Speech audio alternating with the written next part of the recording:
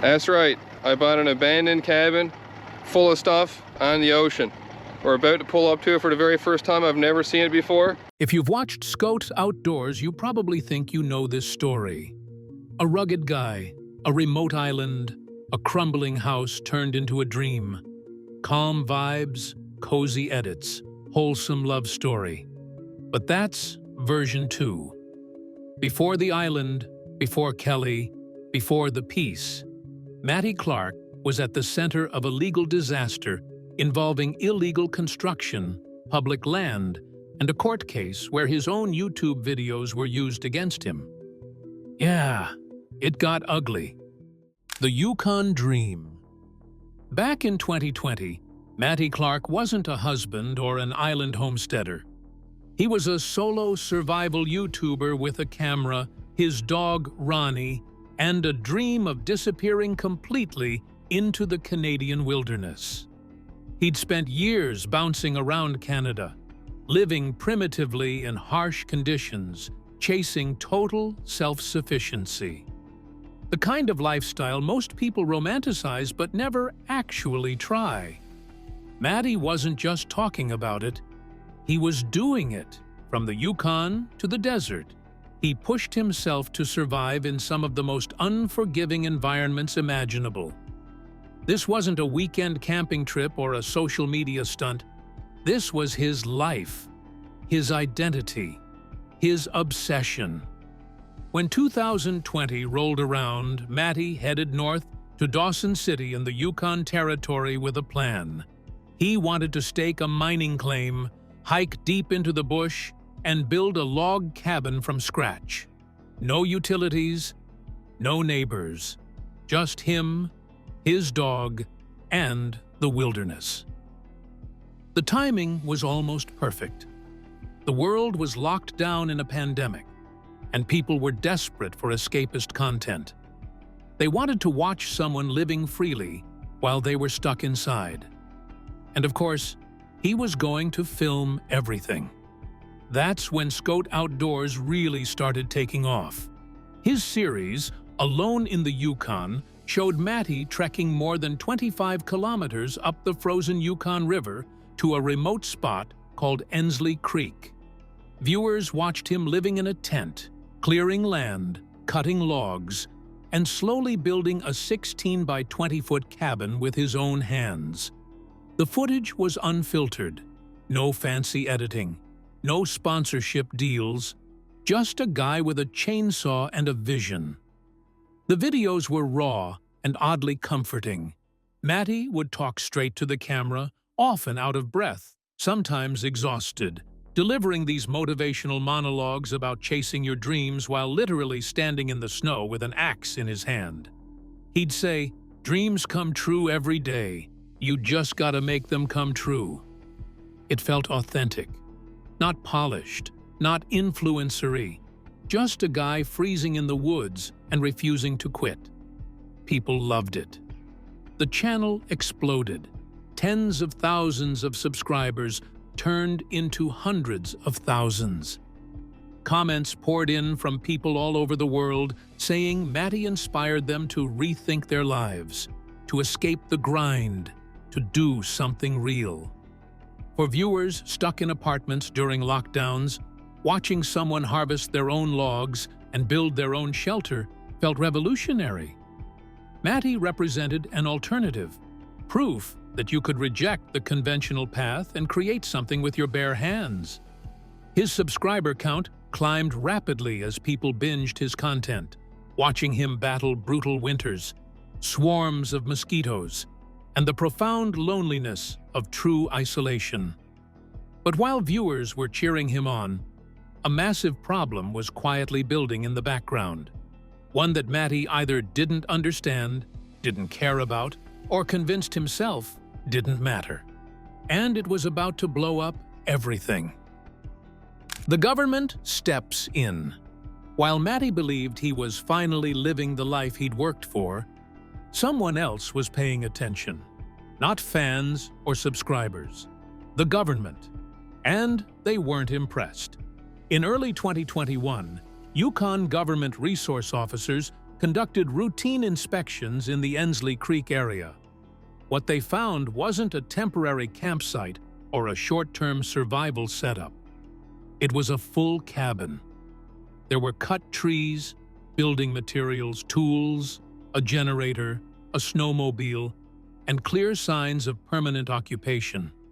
This wasn't someone passing through. This was someone settling in. And Matty had no permits.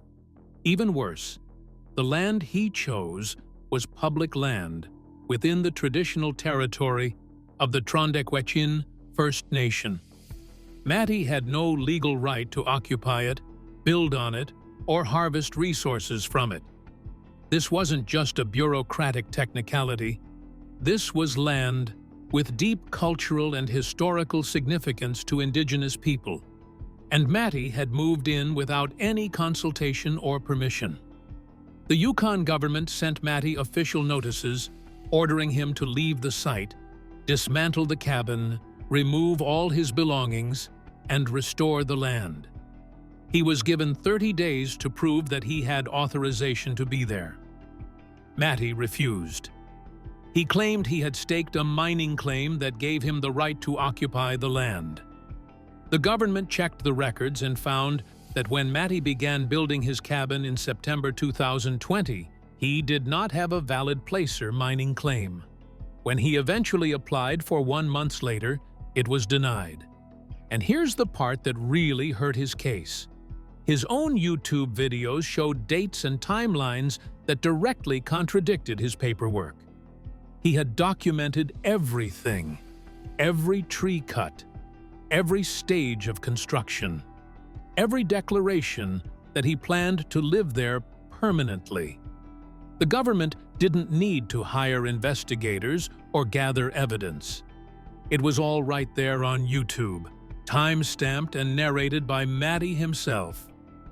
Even if his mining claim had been valid, the law was clear. Mining claims are for mining. They do not grant permission to build a permanent residence. You can have the right to extract minerals from land without having the right to live on it. Even small disturbances, cutting wood, clearing brush, had consequences for the nesting birds and fragile plant life. The Trondequechin had carefully managed the area for generations, and Matty's cabin inadvertently disrupted a delicate balance. Matty didn't accept that. In emails to the government, he argued that he considered the cabin his legal dwelling. He said he didn't see Pulpuire himself as a trespasser, but as a guardian or steward of the land. He spoke about his emotional and spiritual connection to the place and said being forced to leave would impact his mental health and make him homeless. He even floated the idea of buying the land or turning it into a tourism project that could benefit the area. But the government wasn't persuaded. In March 2022, the Yukon government filed a petition with the Yukon Supreme Court seeking a court order to forcibly remove Matty and dismantle the cabin. And this is where the story turns almost painfully ironic. To make their case, government lawyers used Matty's own YouTube videos and social media posts as evidence. Every clip of him cutting trees, every narrated update, every time-stamped upload. The very content that built his audience and made him famous was now being used to prove he was illegally occupying public land. News outlets jumped on the story fast. CBC Newsweek. Major publications ran headlines calling him an illegal squatter. Comment sections exploded overnight. Some people defended Matty, saying he was living the dream and the government was being too harsh. They argued the land was just sitting there unused, that bureaucratic rules shouldn't stop someone from pursuing their passion. Others pointed out that he knowingly ignored the law and was now facing the consequences. They emphasized that the land wasn't unused, but was Indigenous territory, and that if everyone just did whatever they wanted on public land, it would be chaos. The story tapped into larger cultural debates about public land use Indigenous rights, government overreach, and the romanticization of going off-grid. Almost overnight, Matty went from inspirational survivalist to cautionary tale. His subscriber count kept climbing, but for different reasons now. People weren't just watching to be inspired. They were watching for the drama. Fans who once cheered his survival skills now debated his choices online. One post comparing his dream-come-true montage to court filings went viral, showing just how public and messy the conflict had become. Social media exploded. Reddit threads dissected every video, some mocking his off-grid dreams, others defending him as a modern-day frontiersman. Twitter lit up with debates about property rights, indigenous land, and the ethics of going off-grid. Even local Yukon bloggers weighed in, calling him reckless but fascinating. The line between hero and cautionary tale blurred overnight, and Matty had no way to control the narrative. His fame had become a double-edged axe. At this point, Matty still thought he could win, that the law would bend, that passion would matter more than paperwork. But once the courts got involved, the dream stopped being inspirational and started becoming very expensive. The collapse. The legal fight dragged on for months. Matty initially continued to resist, but the pressure kept mounting. Legal costs, media attention, the government refusing to back down. It also didn't help that Matty wasn't the only one in the area. Two other individuals, Simon Turini and Chloe Sergery, had built unauthorized cabins nearby. The government went after all three of them. Chloe Sergery eventually removed her cabin and rehabilitated the site. Simon Turini's cabin was later abandoned. Instead of looking like an isolated misunderstanding, Matty's situation now looked like part of a larger problem. Eventually, reality won. By August 2022, Matty agreed to a settlement. He would dismantle the cabin by January 1st, 2023, remove all materials, and restore the land to its natural state. If he failed to do so, the government would step in and charge him for the cleanup. But the most humbling condition came with a twist. Matty was required to post a video on his own channel warning others that they must get proper permission before occupying public land. The same platform he used to inspire people to follow his path was now being used to tell them not to. Everything he had built with his own hands was coming down. Every log, every beam, every corner he'd notched. In interviews afterward, Matty said the reason he didn't follow the rules was simple. He wanted to live in the bush so badly that he did it anyway. He believed in his heart that he wasn't doing anything wrong. But passion doesn't override the law. And Matty learned that lesson the hardest way possible. Everything Matty built was coming down. The cabin, the dream, the identity he'd built online. And for most people, this is where the story would end. For Matty, it was just the reset. Starting over. After the Yukon collapse, Matty faced a choice. Walk away from the off-grid dream entirely, or start over and do it right. He chose to start over. This time, he looked east, to Newfoundland. Newfoundland is dotted with abandoned outport communities, old fishing villages left behind as people moved to cities decades ago. These communities once thrived on fishing and trade, but economic pressures forced families to relocate, leaving entire villages to the elements. Matty found one of them on a remote boat-access-only island, a former homestead belonging to the Ryan family, quiet for over 50 years. The house was in rough shape, broken windows, rotting floors, animals living inside. The roof leaked. Nature was reclaiming everything. But there was one major difference from the Yukon. Matty secured it legally. No assumptions, no loopholes, no shortcuts. He did his due diligence, got proper permissions, made sure he had the right to be there before pouring his heart into another project. Rebuilding in Newfoundland, Matty realized survival wasn't just about toughness. It was about patience, foresight, and respect. Every nail, every storm was a lesson. Adventure is thrilling, but responsibility matters more than you think. Island homesteading was brutal in its own way.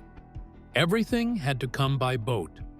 Supplies, building materials, food, fuel, and you're subject to weather and tides. Storms could leave you stranded for days. Help was far away. But Matty approached it differently this time. Slower, more methodical, more realistic. The bravado was gone. This time, Matty wasn't rebuilding alone. And without realizing it, he was about to learn that the dream he'd been chasing for years wasn't about isolation at all. It was about who you build it with. Enter Kelly. Somewhere during this rebuild, Matty met Kelly. They've kept much of their early relationship private, which makes sense given everything that happened before. But what became clear over time is that Kelly didn't just join Matty's dream, she reshaped it. Kelly wasn't just along for the ride. She brought her own skills, her own vision, her own commitment to the lifestyle. She's creative, resourceful, musical, and talented with crafts. She saw something special in Matty and his vision for island life. Looking past the controversy and the failure to see a guy genuinely trying to live authentically, Kelly brought warmth where Matty once chased isolation, creativity where he once focused purely on survival, balance where there had once been stubborn independence. Matty later wrote that what began as a broken-down place at the edge of the world turned into the life he'd been chasing all along. What started with just him and his dog grew into something he didn't know he was looking for. A year after arriving on the island, he posted, "I'm now married to my dream girl." That statement is significant. Matty had spent years chasing a solitary vision of wilderness living, convinced that self-sufficiency meant doing everything alone. But what he found in Newfoundland was that the dream was actually better when shared. They got married, and suddenly Skote Outdoors wasn't just about one man against nature anymore. It became about partnership, about two people building a life together, supporting each other through the brutal realities of island homesteading. They adopted another dog, Bluebell, to keep Ronnie company. The dogs became stars of the channel, adding humor and softness to the hard work of island life. They hauled supplies by boat, built fences and shelters, raised animals, dealt with storms, wildfires, and constant physical labor. Kelly added music, creativity, and a sense of home to the channel. Where Matty had been all about rugged survival and pushing limits, Kelly brought balance and perspective. She wasn't afraid to show the difficult days when island life felt overwhelming or the work seemed endless. Together, they've restored the house room by room, installed wood stoves, built outbuildings, created gardens, set up systems for water collection and food storage. They make sea glass jewelry to supplement their income. They cook from scratch. They document every step of the journey, showing both the beauty and the hardship of their lifestyle. By late 2025, Skote Outdoors was approaching 500,000 subscribers. That's a remarkable achievement, especially considering the controversy that had surrounded Matty just a few years earlier. This version of the channel felt different, more grounded, more honest, less fantasy. From the outside, it looked like a happy ending, a fresh start, a clean slate. But the internet never forgets, and the Yukon wasn't done following him. The shadow that never left. But the Yukon never really disappeared. The controversy still follows Matty. Comment sections still bring it up. Interviews still circle back to it. Critics still question whether he truly understands what he did wrong. Because it wasn't just illegal. It was deeper than that. He built on ancestral land without consultation. Land with cultural and historical significance to the Trondequetchin First Nation. He cut trees without permits, potentially damaging ecosystems and disrupting ecological processes. Those regulations aren't just bureaucratic red tape. They exist to protect sensitive habitats and ensure sustainable forest management. He inspired others to believe the rules didn't apply if your dream was big enough. How many people saw his early videos and thought they could do the same thing? Matty had a responsibility to his audience that he didn't fully recognize until it was too late. And while Matty has clearly changed how he operates, he's never fully addressed those deeper issues publicly. He's focused on moving forward, on doing things right in Newfoundland, on building something legitimate with Kelly. But redemption isn't just about following the rules going forward. It's about acknowledging past actions and making amends. Has he apologized to the First Nation? Has he done anything to repair the damage? These questions remain largely unanswered. Some viewers forgive him completely. They see growth. They see accountability in action. They point to his current success and legal compliance as proof he's learned. Others remain skeptical, watching closely to see if lessons were truly learned. They want to see evidence that Matty truly understands everything he did wrong, not just the legal aspects, but the ethical ones too. And maybe that tension is the point, because growth is easy when people stop watching. It's a lot harder when hundreds of thousands are still judging whether you deserve the second chance you got. The shadow of that illegal cabin will probably never fully disappear. And maybe it shouldn't. Maybe remembering that failure, that humiliation, that public controversy is what keeps Matty honest now. So what is this story really? A redemption arc? A cautionary tale? Or just proof that the internet loves a comeback as long as it looks cozy enough? Skote Outdoors. Today feels calmer, softer, more responsible. But accountability doesn't expire just because life improves. And growth doesn't automatically erase the damage left behind. Matty got a second chance, but not everyone agrees he earned it. So now, I'm curious what you think. Was this genuine growth or just a smarter reset? Did Matty learn the right lessons? Or did the consequences simply force him to adapt? Drop your thoughts in the comments. Keep it respectful, but be honest. And if you want more deep dives into internet legends, quiet controversies, and the stories creators don't like revisiting, make sure you're subscribed. Because some dreams don't end. They just change locations.